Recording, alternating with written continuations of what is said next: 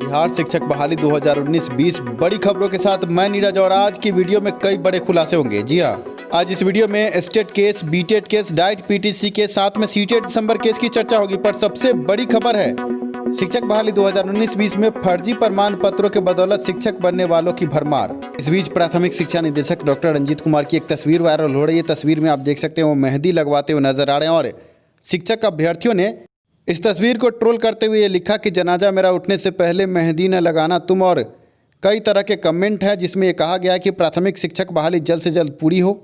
शिक्षक अभ्यर्थी इस तस्वीर को ट्रोल करके ये लिख रहे हैं कि सर आपकी शादी तो हो गई, हमारी कब होगी, क्योंकि बहुतों की शादी तक रुकी है इस बहाली प्रक्रिया के फंसने के कारण। सभी मुद्दों पर चर्चा होगी। इस वीडियो को अंत तक जरूर देखें। अंत में एक बड़ा सवाल पूछा जाएगा, 5 विजेताओं को हमारी तरफ से इनाम। अनअकैडमी भारत का उभरता हुआ सबसे बड़ा लर्निंग ऐप अब आपके लिए लेकर आया टीईटी की तैयारी का सुनहरा मौका। जी हां, आप इस कोरोना काल में घर बैठे अपने तैयारी को इन 9 सूत्रों के साथ बड़ा इनाम दे सकते हैं। याद रहे, भारत के प्रतिष्ठित शिक्षक अनअकैडमी के प्लेटफॉर्म पर आपको देखने को मिलेंगे। 8 दिसंबर से एमपी टीईटी का बैच शुरू है और अभी तक अगर आप बैठे हैं तो बैठे न रहें, आगे बढ़े और अपनी तैयारी को नया आयाम दें। इसके साथ ही आप सीटेट 2021 की तैयारी भी कर सकते हैं। पेपर 1 और पेपर 2 की तैयारी शुरू है। सिर्फ तैयारी ही नहीं, इनाम भी। टीईटी चैंपियनशिप में भाग लेकर आप बड़ा इनाम भी जीत सकते हैं। पहला स्थान पाने वाले को 5000 का गिफ्ट वाउचर, दूसरे से 5वें स्थान वाले को 1000 का गिफ्ट वाउचर और छठे से 10वें स्थान वाले को 500 का गिफ्ट वाउचर। 13 दिसंबर 2020 संध्या 6 बजे 60 मिनट का चैंपियनशिप होने जा रहा है। जल्द से जल्द जुड़े अपने क्लास से। एक और बड़ी खुशखबरी आपको दे दें, AC UP TET 2021 complete batch course UP TET 2021 की तैयारी भी 12 दिसंबर 2020 से आप इस तैयारी में भाग ले सकते हैं। जल्द जुड़ें और अपनी तैयारी को नया आयाम दें। टीटी20 daily test from top educators 1 दिसंबर से 31 दिसंबर 2020 संध्या 6 बजे टीईटी टेस्ट फॉर्म का भी आयोजन हो रहा है जिसमें आप जुड़ सकते हैं। भारत के टॉप एजुकेटर्स आपको घर बैठे मिल रहे हैं। 1 महीने का 1200, 3 महीने का 3000, 6 महीने का 4800, 12 महीने का 6000 और 24 महीने का 7200। टीईटी की तैयारी के साथ सब्सक्रिप्शन भी आपको मिल रहा है। जल्द जुड़ें। इस वीडियो के डिस्क्रिप्शन में आपको एक लिंक दिया गया है, क्लिक करके जुड़े अपने क्लास से। बात करते हैं बिहार शिक्षक बहाली 2019-20 में फर्जी प्रमाण पत्रों के सहारे शिक्षक बनने के फिराक में बैठे अभ्यर्थियों की। जी हाँ, बिहार के हर नियोजन इकाई में आपको ऐसे अभ्यर्थी मिल जाएंगे जिन्होंने फर्जी प्रमाण पत्र के बदौलत बहाली प्रक्रिया में आवेदन किया है। इस वीडियो में हम आपको अंतरिम मेधा सूची से रूबरू कराएंगे और आप देखकर चौंक जाएंगे कैसे फर्जी प्रमाण पत्रों के बदौलत अभ्यर्थी ने आवेदन किया है।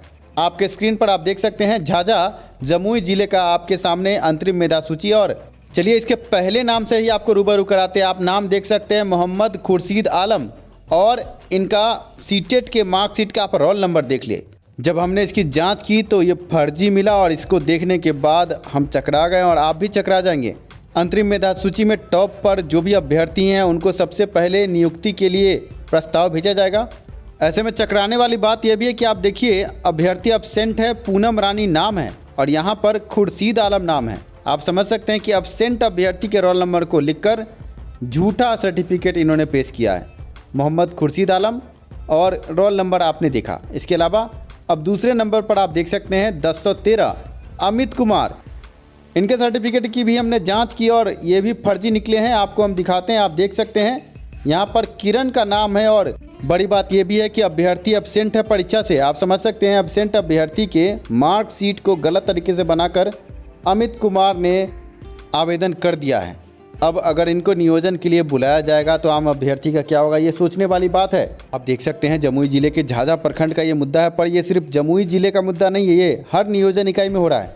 हम आपको एक अन्य नियोजन इकाई से रूबरू कराते हैं, मेधा सूची से रूबरू कराते हैं। खगड़िया का मेरिट लिस्ट आपके स्क्रीन पर होगा। आप समझ सकते हैं कि हर नियोजन इकाई के मेरिट लिस्ट को आपको भी चेक करना होगा और चेक करके आप ये पता करें कि कहाँ कहाँ फर्जी अभ्यर्थी घुसे हैं। यहाँ आप देखें रणवीर कुमार और इनका रोल नंबर भी आप देख सकते हैं। हमने जब इस रोल नंबर को सीटेट के वेबसाइट पर डाला तो रिज़ल्ट ही इनवैलिड है। आप समझ सकते हैं कि जब रिज़ल्ट इनवैलिड है इसका मतलब ये फर्जी प्रमाण पत्र है और ये फर्जी प्रमाण पत्र हर जिले में घूम रहा है, हर नियोजन इकाई में घूम रहा है और जो मेरिट वाले अभ्यर्थी हैं उनके लिए ये चिंता का विषय है। ऐसे में आम अभ्यर्थियों से भी हमारा निवेदन है कि आप अपने मेधा सूची को एक बार जांच जरूर कर लें और अगर आप अपने ज़िले के मेधा सूची में किसी प्रकार की त्रुटि पाते हैं तो जल्द से जल्द हमसे संपर्क करें।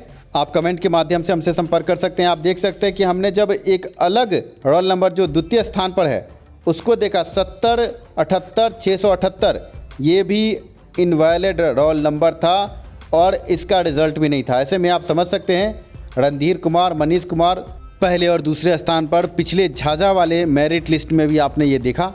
ऐसे में पिछले दिनों एक खबर छपी थी आपके स्क्रीन पर, वो भी है कि एक ही टीईटी प्रमाण पत्र पर एक ही नाम की 4 शिक्षिकाएं उठा रही हैं वेतन। वनमनखी प्रखंड में 96, रुपौली प्रखंड में 53 शिक्षकों की हुई है फर्जी नियुक्ति।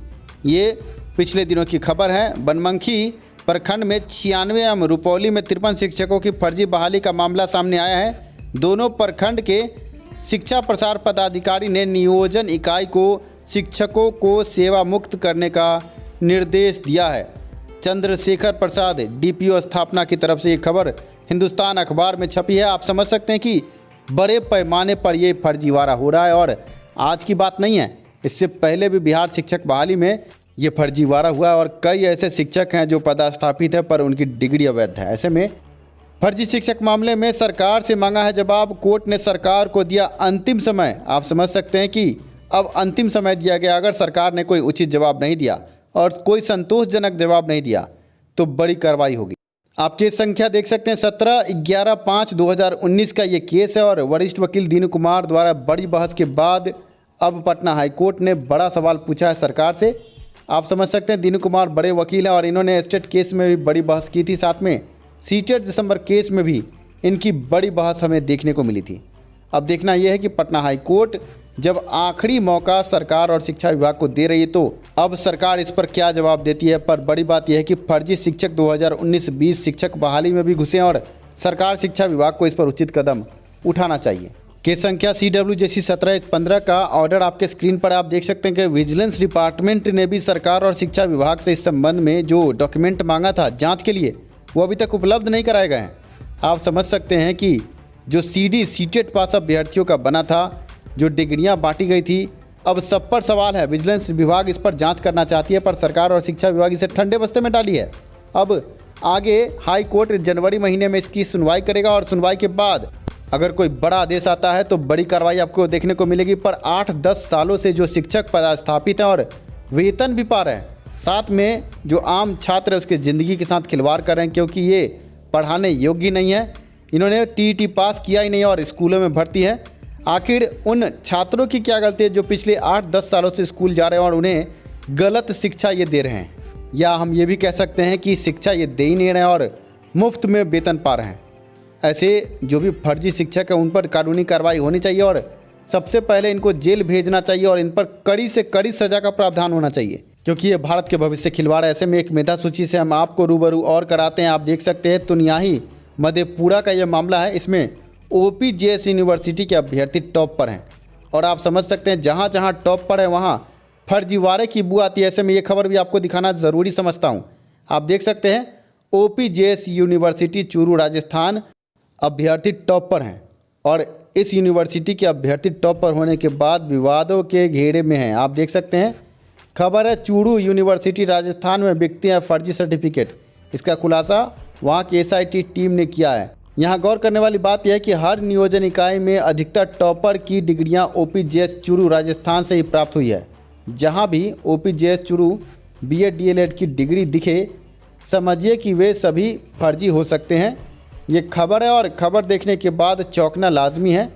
अब जांच का विषय है, जांच जल्दी हो और इन फर्जी अभ्यर्थियों पर कार्रवाई हो क्योंकि ये भारत के भविष्य के साथ खिलवाड़ है।